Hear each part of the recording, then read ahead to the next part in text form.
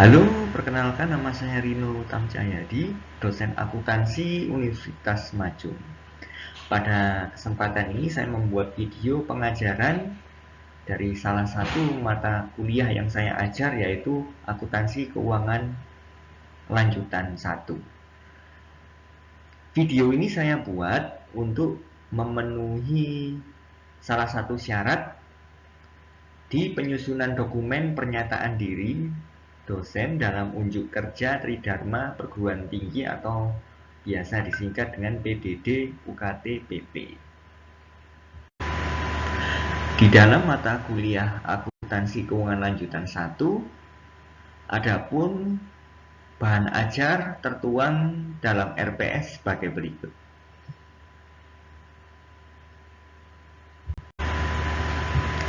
Sebagai penerapan pengajaran terkait penjelasan RPS, saya mengambil cuplikan kelas yang saya ampu di tahun 2021. Berikut adalah videonya. Teman-teman juga akan belajar akuntansi pada laba transaksi antar perusahaan. Ini persediaan. Aktiva tetap dipelajari, obligasi juga dipelajari. Teman-teman yang terakhir akan belajar memahami konsep praktik akuntansi pada perubahan kepentingan kepemilikan, baik kepemilikan langsung, tidak langsung, dan saling kepemilikan. Pak, apa itu nanti bertahap? Bukunya ini teman. Baker teman. Ini kebetulan buku saya 2019. Kalau teman-teman lihat, nggak tahu ya, layar saya kelihatan nggak ya? Saya matikan share screen-nya. Nah ini teman, kalau teman-teman lihat bukunya kayak gini, kelihatan? Atau mirror ya di sana ya? Ini akuntansi keuangan lanjutan ini. Kelihatan, Pak. Oh iya, ini wajib teman-teman ada, harus beli. Karena PR dan juga penjelasan teori konsep itu saya ambil dari buku itu. Pokoknya teman-teman harus ada buku pegangannya ini. Nama bukunya Baker ya, akuntansi keuangan lanjutan bahasa Indonesia, Richard Baker. Kalau teman-teman lihat di buku ini jelas kok di sini di silabinya. Sebentar saya share screen. Ini ya teman-teman ya, bisa dipahami satu aja. Kalau mau pendukung BIMS boleh, tapi saya sangat rekomendasikan ini. Karena mata pelajaran ini saya terangkan itu bukunya dari situ, PR-nya ya dari situ, pembahasannya ya dari situ. Nah sekarang saya jelaskan dulu. Pada pertemuan pertama ini kita langsung membahas bab 1 memang. Jadi setelah saya introduction seperti ini, saya akan menjelaskan bab 1. Tenang teman-teman, nggak susah, serius, nggak susah. Pokoknya teman-teman menyimak nanti penjelasan saya. Karena kenapa nanti bentuk tesnya ada nih. Esai latihan penjurnalan. Soalnya dari mana? Kalau teman-teman lihat, ini saya sudah buat note ini. Cukup kerjakan L13 pilihan ganda plus buat jurnalnya. Dari buku itu, PR-nya nanti. Jadi kalau teman-teman sekarang ini nggak memperhatikan, ditakutkan teman-teman nanti kesulitan membuat PR-nya ini.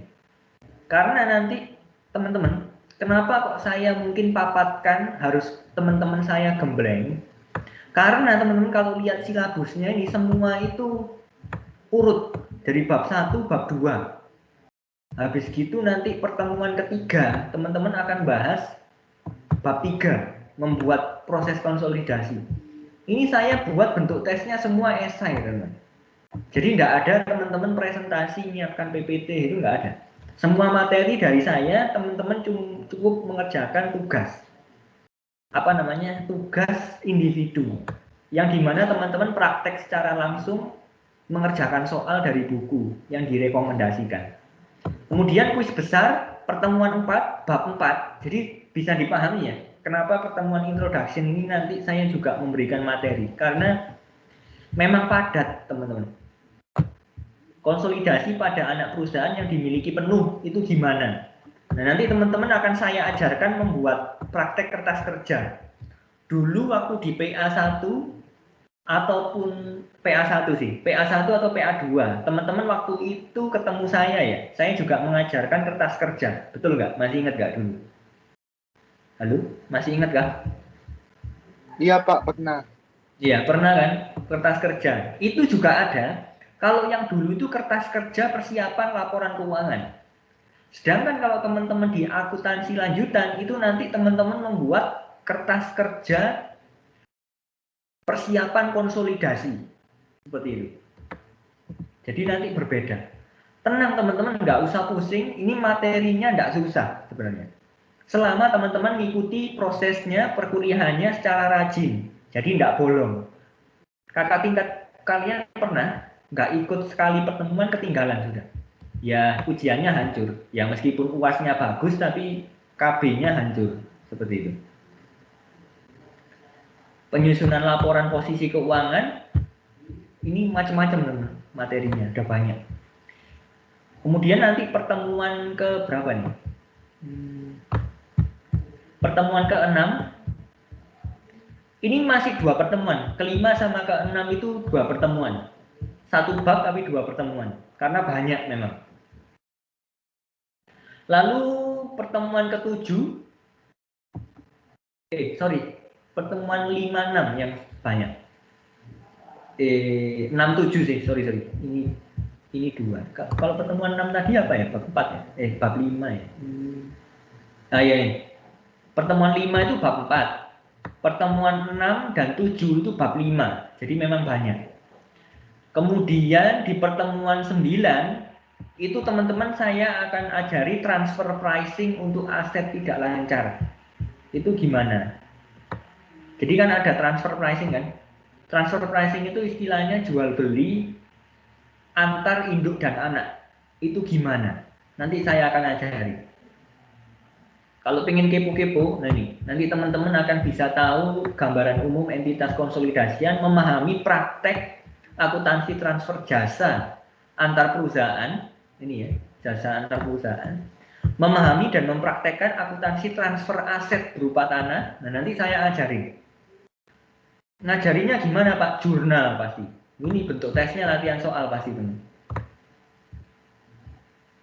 Kemudian pertemuan 10 teman-teman akan mempelajari tentang transfer pricing juga, tapi untuk akun persediaan. Kalau tadi aset tetap, nanti akan ada akun persediaan. Pertemuan 11 teman-teman akan belajar mengenai sama. Soalnya ada 2, upstream sama downstream. Nah, nanti kita akan bagi. Pertemuan ke-13 teman-teman akan belajar mengenai transfer pricing untuk obligasi. Seperti itu. Kemudian untuk pertemuan 14 teman-teman akan belajar. Nah, ini kalau yang ini sih setahu saya sih kayaknya teman-teman baru presentasi yang ini. Yang ini itu khusus pertemuan 14 nanti. Ya kalau saya lupa tolong diingatkan. Itu harusnya teman-teman presentasi. Bukan latihan soal, karena ini teori yang pertemuan 9. Ya kurang lebih untuk kuis kecil sama, kuis kecil 8 kali, kuis besar 4 kali, seperti tadi di silabus, dan UAS 1 kali. Jadi ini kurang lebihnya seluruh rangkaian akuntansi keuangan lanjutan 1. Berikut adalah materi yang saya sampaikan selama mengajar di kelas di mata kuliah akuntansi keuangan lanjutan 1 dan bentuk interaksi saya dengan mahasiswa di kelas. Jadi teman-teman pada bab 1 ini nanti teman-teman akan belajar bagaimana mengakuisisi sebuah perusahaan ataupun tidak. Dan wujud kombinasi bisnis seperti itu. Kombinasi bisnis itu ada 3 hal yang kalau teman-teman pelajari ya. Ini saya persingkat aja. Sebenarnya ada 3 macam. Ada bentuk kombinasi bisnis yang bersifat merger. Ada kombinasi bisnis yang bersifat konsolidasi. Ada kombinasi bisnis yang bersifat akuisisi. Nah sekarang saya coba akan share screen. Ini bukan share screen Excel. Saya mungkin akan share screen di mana ya enaknya? di Word.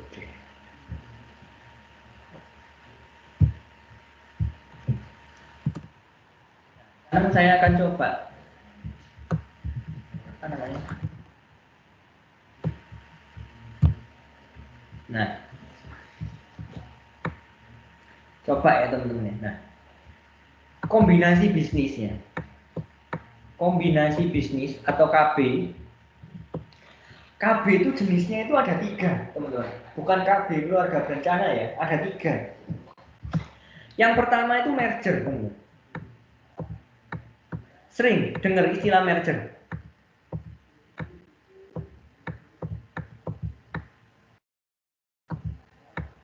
Ini saya nulisnya pakai apa keypad ya?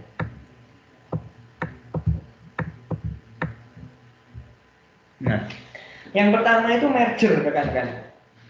Pernah dengar nggak istilah merger sebelumnya? Pernah, Pak. Halo? Pernah ya? Kira-kira pengertiannya apa kalau merger?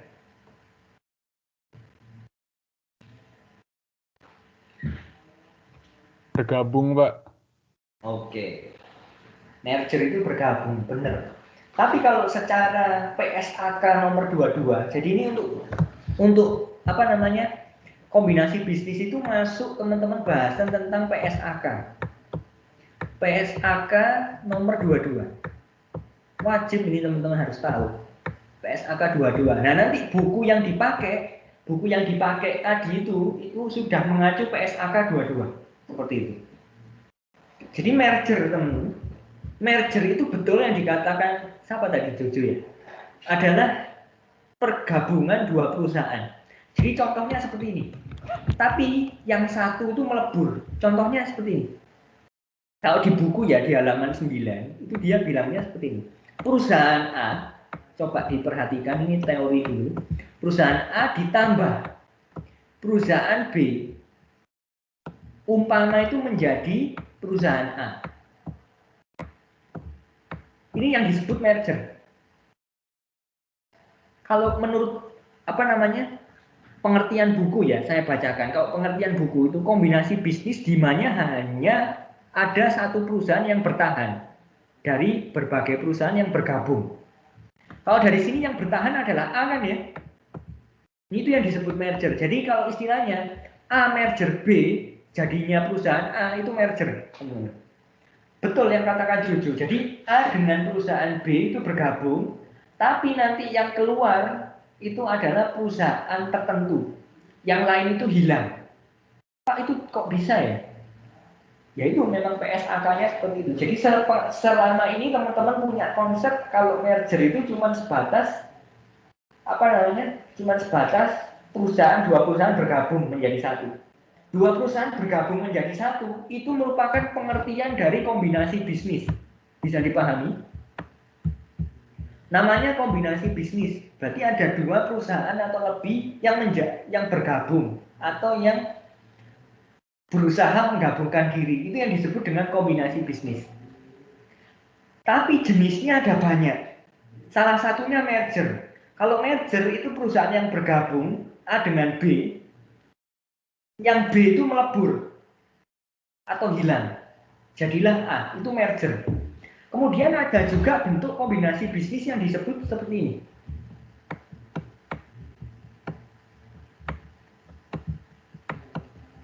Aduh, saya susah mengetik pakai pad. Konsolidasi,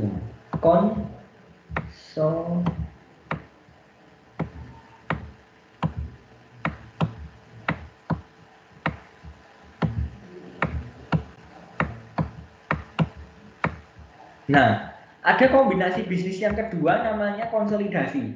Rumusnya seperti ini. Ada perusahaan A ditambah perusahaan B itu sama dengan perusahaan baru yang berbeda dengan sebelumnya. Hasilnya C. Bisa dipahami ya? Mungkin ini saya melengkapi tadi pendapatnya Jojo bahwa merger itu penggabungan usaha. Betul. Semuanya ini masuk ke dalam satu pengertian yaitu kombinasi bisnis, teman-teman. Kombinasi bisnis itu diatur di PSAK 22. Jadi paham ya, nanti alur penjelasan mata kuliah ini kemana, jadi nanti berfokus ke PSAK 22. Nah, kombinasi bisnis itu macamnya itu ada banyak. Ada merger, ada konsolidasi. Kalau merger, itu A tambah B itu sama dengan A. Jadi yang perusahaan B itu melebur. Nah, kalau konsolidasi itu bergabung antara dua perusahaan menjadi perusahaan baru yang berbeda, jadi C. Nah, itu apa namanya bentuknya ya. Kemudian ada lagi yang lain. Itu akuisisi. Kalau akuisisi mah teman-teman tahu nih.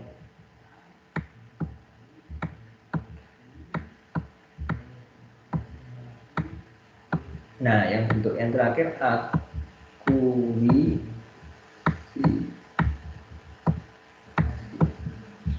Nah, kalau akuisisi teman-teman, kalau di buku sih, dia cuma mengakuisisi gini, bukan ditambah istilahnya.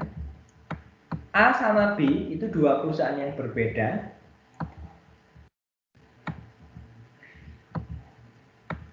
Dia cuma membeli sahamnya, jadinya itu menjadi tetap AB.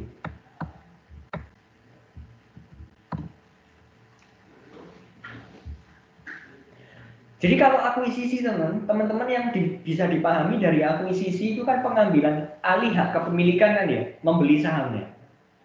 Perusahaan A membeli saham perusahaan B. Ya sudah, tidak ada yang melebur, tidak ada yang bergabung. Cuma membeli sahamnya sehingga kedua perusahaan itu masih tetap beroperasi. Perusahaan A tetap beroperasi, perusahaan B juga tetap beroperasi, namanya yang disebut dengan perusahaan AB. Jadi keduanya masih beroperasi. Dari sini macam-macam kombinasi bisnis, ada yang bingung nggak? Bisa ya, karena nanti saya akan ajarkan masing-masing jurnalnya. Ini jurnalnya gimana, ini jurnalnya gimana, ini jurnalnya gimana. Pada pertemuan satu ini, jurnalnya nggak susah, teman, serius. Merger A plus B sama dengan perusahaan A. Kalau konsolidasi A plus B sama dengan C. Jadi bisa dipahami ya, kalau merger dua perusahaan bergabung, ada satu perusahaan yang hilang, artinya melebur. Seperti itu. Tapi kalau konsolidasi A plus B menjadi perusahaan baru, C. Kalau akuisisi A plus B, ya tetap AB, artinya semuanya juga tetap berjalan. Seperti itu. Pak, kalau saya akuisisi aset, kalau akuisisi aset, teman-teman, jadi perusahaan itu kan bisa diakuisisi aset. Istilahnya itu kalau perusahaan mau bangkrut, istilahnya ya. Kalau perusahaan mau bangkrut, ya kan ya, ada perusahaan yang membeli. Saya mau tanya deh logikanya. Misalnya seperti ini.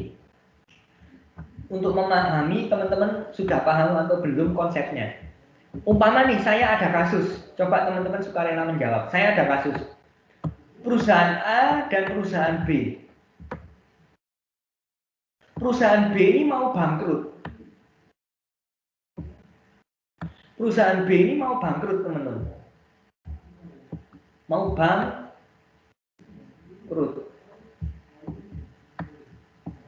Nah ini, perusahaan B ini mau bangkrut. Kemudian mereka sepakat bergabung.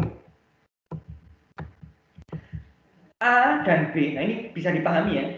A dan B mau bergabung. Perusahaan B ini mau bangkrut. Ternyata si A itu mengakuisisi semuanya dari perusahaan B. Sehingga perusahaan B ini berhenti beroperasi. Perusahaan B ini jadi berhenti beroperasi. Berarti itu kira-kira merger, konsolidasi atau akuisisi?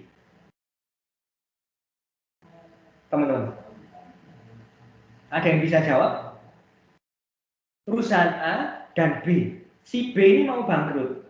Kemudian diakuisisi asetnya oleh si A. Dan si B sudah tidak beroperasi lagi. Berarti kira-kira dia apa? Merger, akuisisi, atau konsolidasi? Apa? Merger. Jawabannya adalah merger. Betul. Soalnya sama dengan A. Bisa dipahami ya konsepnya ya. A sama B, B-nya itu bangkrut, diakuisisi sama A, sehingga B itu tidak beroperasi, jadinya A. Sekarang saya mau coba praktek nih. Saya sudah membuatkan Excel-nya. Nah, Coba perhatikan, ini kita langsung sama-sama praktek jurnal dan tadi kan kita teori. Sekarang kita praktek jurnalnya itu gimana? Oke, saya main logika. Induknya tadi menyerahkan aset dan liabilitas. Berarti logikanya ini semua diserahkan kan ya? Iya kan ya? Iya, Induk Pak. menyerahkan ke anak. Nah, sekarang saya tanya. Kalau aset itu diserahkan, aset itu berkurang atau bertambah? Kurang. Berkurang. Kalau aset berkurang berarti mencatatnya sisi kredit atau debit? Kredit. Berarti jurnalnya seperti ini. Semua itu ditaruh kredit. Kas itu kredit. Gini dulu aja logikanya. Persediaan itu kredit. Tanah itu kredit. Bangunan, saya loncati satu baris deh. Bangunan, peralatan. Nah, kas nilainya berapa, nilai bukunya? Itu kan yang kita keluarkan.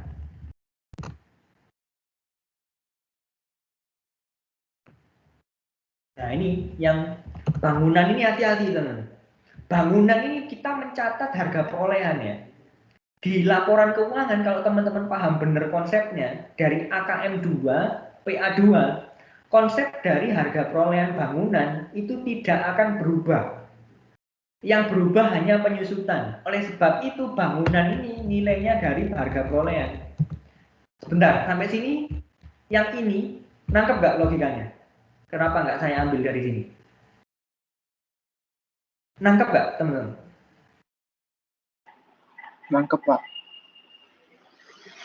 Nangkep ya? Karena nilai bangunan itu tidak berubah. Kalau teman-teman bikin laporan keuangan secara detail, aset tetap itu tidak naik turun nilainya, tapi nilai bukunya jelas naik turun karena adanya penyusutan.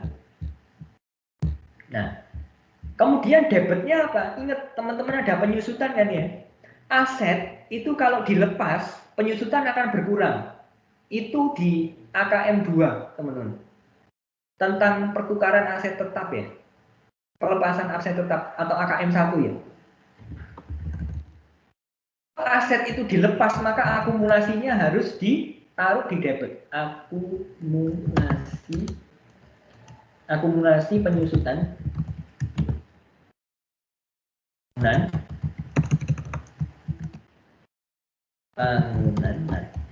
Ini akumulasi penyusutan peralatan.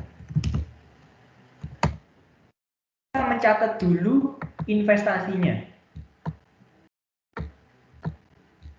Ini tak pindah sini aja deh.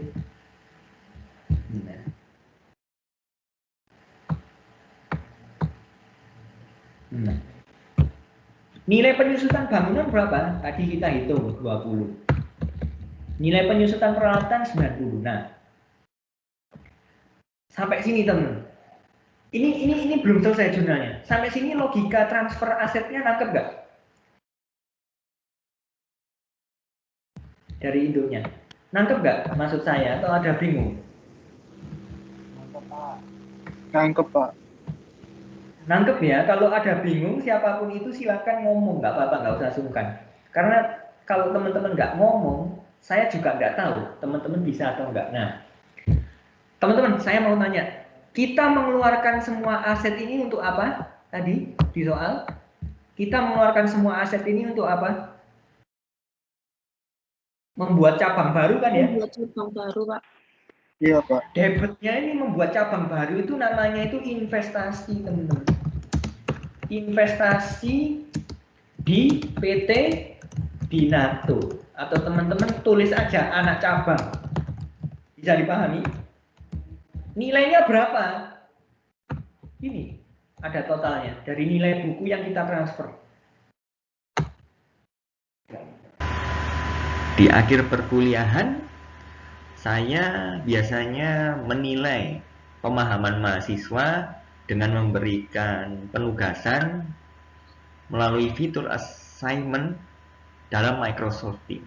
Berikut adalah cuplikannya. Sekalian saya bikin assignment-nya.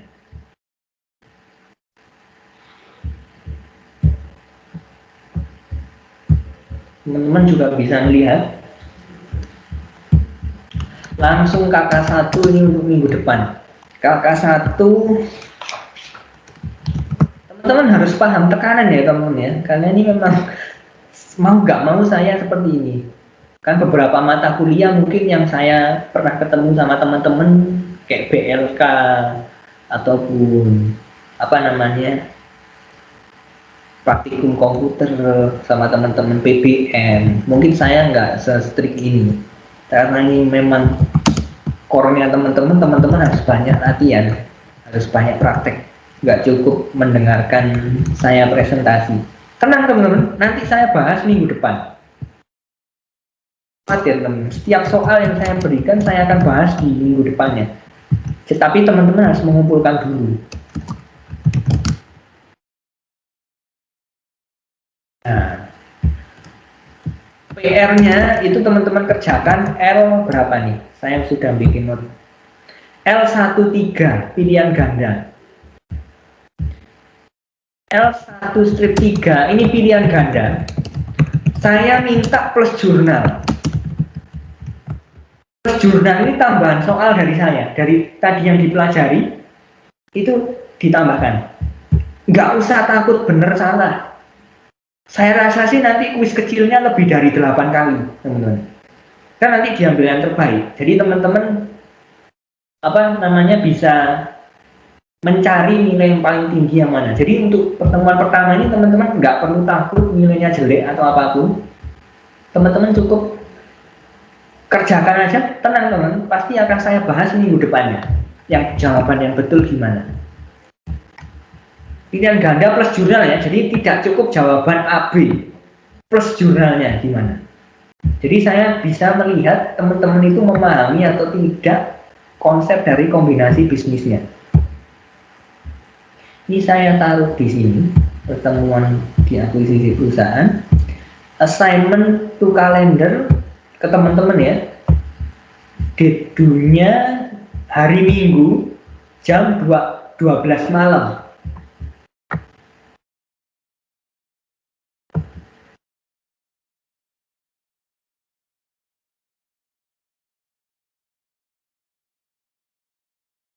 Assign.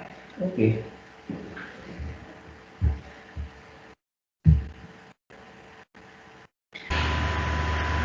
Demikian video singkat terkait pengajaran di mata kuliah akuntansi keuangan lanjutan 1 yang saya ampu. Semoga bermanfaat bagi kita semua. Terima kasih.